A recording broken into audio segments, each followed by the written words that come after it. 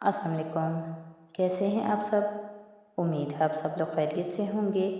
تو آج ہم آب حیات کی ایپیسوڈ 83 سٹارٹ کریں گے۔ تم نے رنگ اتار دی۔ اس رات امامہ کے ہاتھ میں اس رنگ کو نہ پا کر وہ پوچھے بنا نہ رہ سکا۔ میں بے وقوف نہیں ہوں جو اتنی قیمتی رنگ ہر وقت پہنے رہوں، امامہ نے جواباً کہا۔ تمہیں مجھے بتانا چاہیے تھی اس کی قیمت، اس نے سالار سے کہا۔ صرف اس خدشے کے تحت نہیں بتایا تھا تمہیں، اور دیکھ لو میرا اندازہ ٹھیک تھا، تم اسے بھی اب لاکر میں رکھ دو گی۔ سالار کچھ ناخوش سا دوبارہ ٹی وی کی طرف متوجہ ہوا۔ ایک لمحے کے لیے امامہ خاموش رہی، پھر اس نے کہا، تو اور کہاں رکھوں؟ ساتھ لیے پھرنا بے وقوفی ہے، گم ہو جائے تو مجھے تو ہارٹ اٹیک ہی ہو جائے گا جو 1 کروڑ سے بھی مہنگی انگوٹھی میں گم کر دوں۔ تقریباً 2.25 کروڑ۔ سالار ٹی وی پر نظریں جمائے بڑبڑایا۔ امامہ کی سمجھ میں نہیں آیا۔ کیا؟ اس کی موجودہ قیمت؟ وہ اسی انداز میں بولا۔ اس لیے تو نہیں پہن رہی۔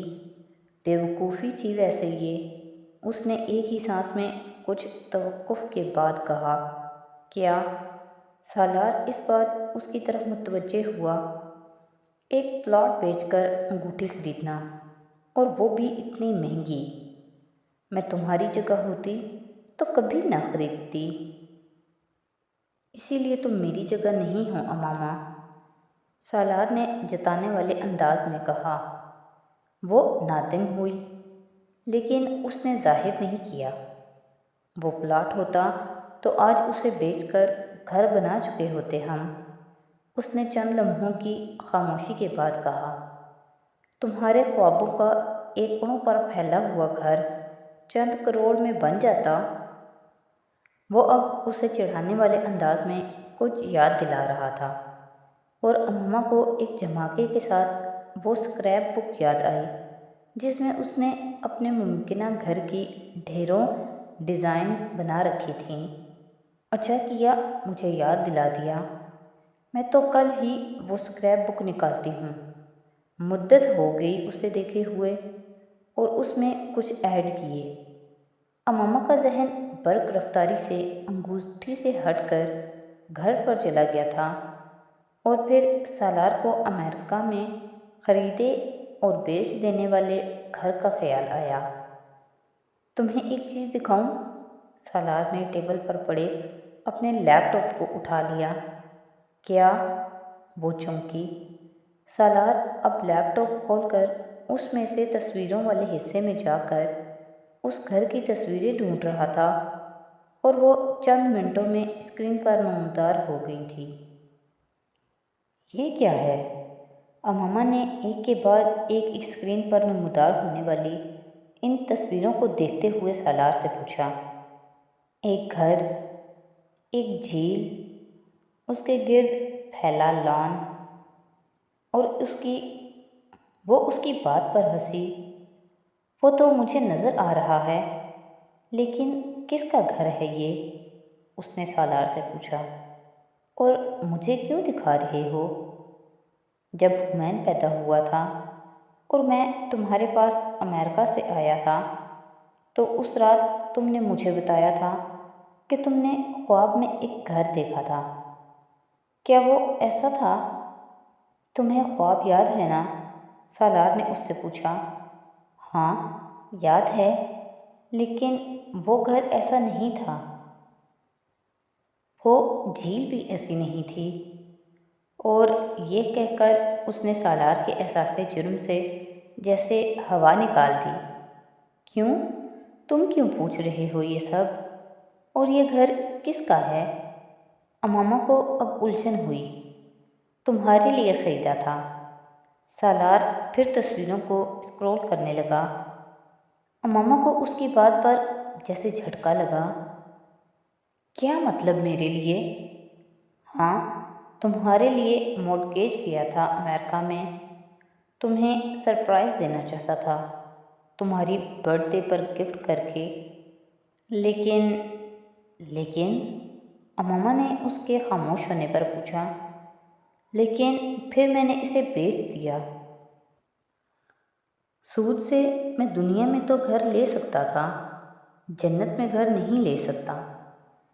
تم لے بھی لیتے تو میں اس گھر میں کبھی نہیں جاتی۔ صرف ایک گھر ہی کی تو فرمائش کی ہے تم سے پوری زندگی میں، وہ بھی حرام کے پیسے سے بنا کر دیتے مجھے۔ اماما نے سنجیدگی سے کہا، میں تمہارے خوابوں کا گھر بنا کر دینا چاہتا تھا، ایکڑوں پر پھیلا، جھیل کنارے، سمر ہاؤس، اور جلدی بنانا چاہتا تھا، بڑھاپے تک پہنچنے سے پہلے۔ اماما نے سر جھٹکا۔ تم واقعی بیوقوف ہو۔ میرے خوابوں کے گھر کی اینٹیں حرام کے پیسوں سے رکھی جائیں، یہ خواہش نہیں کی تھی میں نے، اور ایکڑوں کا گھر تم سے کہا تھا، لیکن دعا اللہ سے کرتی تھی کہ وہ اسے مکمل کرے اور اتنے وسائل دے۔ تم سے ایک بار بھی میں نے نہیں کہا کہ اتنا کماؤ یا اسی سال گھر کھڑا کر کے دو۔ کبھی بھی یاد دہانی نہیں کرائی تمہیں۔ پھر کیوں جلتی تھی تمہیں اس گھر کے لیے؟ اسے افسوس ہو رہا تھا۔ تم نے کبھی مجھ سے نہیں کہا، مجھے ریمائنڈ نہیں دیے، لیکن مجھے پتا تو تھا نا کہ تمہاری خواہش ہے یہ۔ میں چاہتا تھا میں تمہاری خواہش پوری کر دوں۔ تم نے صرف ایک چیز مانگی تھی مجھ سے، اس لیے۔ وہ اس سے کہتا جا رہا تھا۔ اماما ہنس پڑی۔ تم خواب دیکھ رہے ہو، سود سے پاک ایک اسلامی مالیاتی نظام کا، جسے دنیا میں رائج کر سکو، اور میں خواب دیکھتی ہوں ایکڑوں پر پھیلے ایک گھر کا، حلال کے پیسے سے بنے ہوئے گھر کا۔ خواب تمہارا بھی اللہ ہی پورا کر سکتا ہے، اور میرا بھی، اس لیے اسے اللہ پر ہی چھوڑ دیتے ہیں۔ ویسے بھی میں نے سوچا ہے، وہ انگوٹھی بیچ کر اس سے کوئی پلاٹ تو لے کر رکھ ہی سکتی ہوں میں۔ سالار نے بے حد خفگی سے اس کی بات کاٹی۔ تم اسے بیچ دو گی؟ وہ ہنس پڑی۔ نہیں، تم سمجھتے ہو میں اسے بیچ سکتی ہوں؟ ہاں، سالار نے اسی نروٹھے انداز میں کہا۔ وہ ایک بار پھر ہنس پڑی۔ تمہیں پتہ ہے، دنیا میں صرف ایک مرد ہے جو میرے لیے ایسی انگوٹھی خرید سکتا ہے۔ اب تم رو کر مجھے جذباتی کرو گی۔ سالار نے اس کی آنکھوں میں ابھرتی نمی کو دیکھ کر حفاظتی بند باندھنے کی کوشش کی۔ یہ انگوٹھی انمول ہے، تم انمول ہو۔ اس نے ٹھیک بھانپا تھا۔ اماما کی آنکھیں برسنے لگی تھیں۔ پھر ایک بات مانو، سالار نے اس کا ہاتھ تھاما۔ کیا؟ اسے ہاتھ میں پہن لو، گم ہو جائے گی۔ وہ روتے ہوئے بولی۔ میں اور لے دوں گا۔ اس نے اماما کے آنسو پونچھے۔ تمہارے پاس بیچنے کے لیے اب کچھ ہے ہی نہیں۔ اماما نے آنسوؤں کی بارش میں بھی ہوش مندی دکھائی۔ وہ ہنسا۔ تم مجھے انڈر اسٹیمیٹ کر رہی ہو۔ اس سے پہلے وہ کچھ اور کہتا، باہر میٹرس پر سویا ہوا حمین جاگ گیا۔ وہ دونوں بیک وقت اس کی طرف متوجہ ہوئے۔ وہ نیند میں کچھ ہڑبڑایا تھا۔ اب کیا کہہ رہا ہے؟ سالار حیران ہوا۔ اماما نے اسے دوبارہ لٹا کر تھپکنا شروع کر دیا، اور اس کے برابر انگوٹھا منہ میں ڈالے لیٹی ہوئی چنی کو دیکھا۔ سالار، اس کے بارے میں جو بھی طے کرنا ہے جلدی کرو۔ حمین جس طرح اس سے اٹیچ ہو رہا ہے، میں نہیں چاہتی کچھ اور وقت یہاں رہنے کے بعد یہ یہاں سے جائے تو وہ اپ سیٹ ہو۔ اماما نے چنی پر چادر ٹھیک کرتے ہوئے سالار سے کہا، صبح طے کر لوں گا کہ اسے کہاں چھوڑ کر آنا ہے۔ جو دو چار ادارے مجھے مناسب لگ رہے ہیں ان کے بارے میں انفارمیشن لایا ہوں۔ اگلے دن وہ اس بچی کو لے کر ان چاروں اداروں میں گئے تھے جہاں وہ اسے رکھنا چاہتے تھے۔ 2 اداروں نے مناسب قانونی کارروائی کے بغیر اس بچی کو فوری طور پر اپنی تحویل میں لینے سے انکار کر دیا۔ جن 2 اداروں نے اس بچی کو وقتی طور پر لینے پر آمادگی ظاہر کی، وہاں بچوں کی پرورش اور دیکھ بھال کے انتظامات دیکھ کر وہ دونوں خوش نہیں ہوئے۔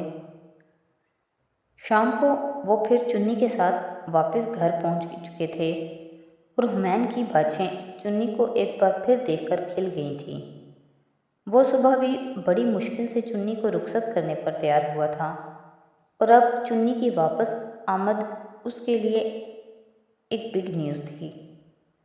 اگلے چند دن سالار نے چنی کی گارڈین شپ کے حوالے سے قانونی کارروائی کرنے اور چنی کی پیدائش اور اس سے متعلقہ باقی کاغذات پورے کرنے کی کوشش کی، اور جب 2-3 دنوں میں وہ ان کاموں میں پھنسا رہا تو حمین نے چنی کے بارے میں یہ بھی دریافت کیا کہ وہ گونگی تھی، کیونکہ وہ ان 3-4 دنوں میں بالکل خاموش رہی، اور یہ چنی کے بارے میں ایک خوفناک انکشاف تھا جس نے امامہ اور سالار دونوں کو ہلا دیا تھا۔ ممی، یہ گونگی ہے، حمین نے کہا۔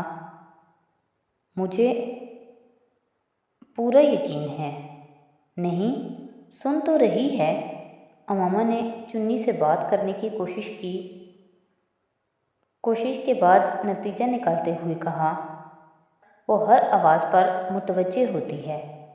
ممی، یہ امپورٹنٹ نہیں ہے، اہم بات بولنا ہے، اور یہ بول نہیں سکتی۔ حمین نے اس کی معذوری پر اظہار افسوس کرتے ہوئے اپنی آنکھوں میں حد المقدور رنجیدگی اور افسوس شامل کیا۔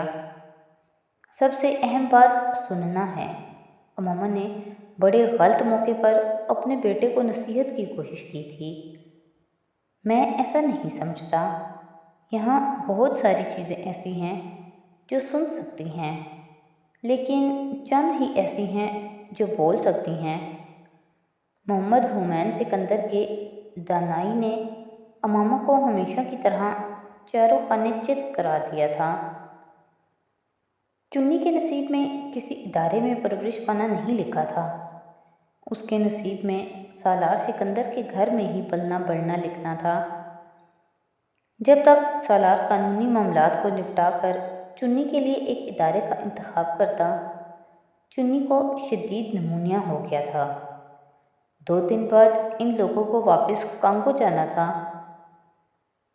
ان کی 3 ہفتے کی چھٹی ختم ہو رہی تھی۔ ایک عجیب خدشہ ان دونوں کو لاحق ہوا تھا۔ اگر اس بچی کی نگہداشت نہیں ہوتی اور اگر وہ اس کے اس طرح چھوڑ جانے پر خدا نخواستہ مر جاتی تو وہ خود کو کبھی معاف نہیں کرتے۔ سالار اور امامہ نے فیصلہ کیا کہ امامہ بچوں کے ساتھ تب تک وہیں رہے گی جب تک چنی کی حالت سنبھل نہیں جاتی۔ سالار واپس چلا گیا تھا۔ امامہ 2 ہفتے اور پاکستان میں رہی۔ چنی کی حالت سنبھل گئی تھی، مگر اب وہ بچوں کے ساتھ اور خاص طور پر حمین کے ساتھ اس طرح اٹیچ ہو گئی تھی کہ وہ ان سے الگ ہونے پر تیار ہی نہیں تھی۔ سالار ان لوگوں کو پاکستان سے واپس لے جانے کے لیے آیا تھا اور حمین کو بتائے بنا وہ دوبارہ چنی کو ایک ادارے میں چھوڑنے گیا۔ وہ دونوں بار اس سے لپٹ کر چیخیں مار کر رونے لگی۔ وہ اس کے علاوہ کسی اور کی گود میں بھی جانے کو تیار نہیں تھی۔ وہ زبردستی اسے تھما کر باہر نکلتا اور اس کی چیخوں کی آواز سن کر کسی عجیب کیفیت میں واپس چلا آتا۔ وہ اس کی گود میں آتے ہی چپ ہو جاتی۔ تو آج کے ایپیسوڈ یہیں پہ ختم کرتے ہیں۔ نیکسٹ ایپیسوڈ کے ساتھ کل پھر حاضر ہوں گے۔ تو اگر آپ کو میری ویڈیوز اچھی لگ رہی ہیں تو پلیز میری ویڈیوز کو لائک کریں، میرے چینل کو سبسکرائب کریں اور اپنے فیملی اور فرینڈ کے ساتھ شیئر کریں۔ بہت شکریہ۔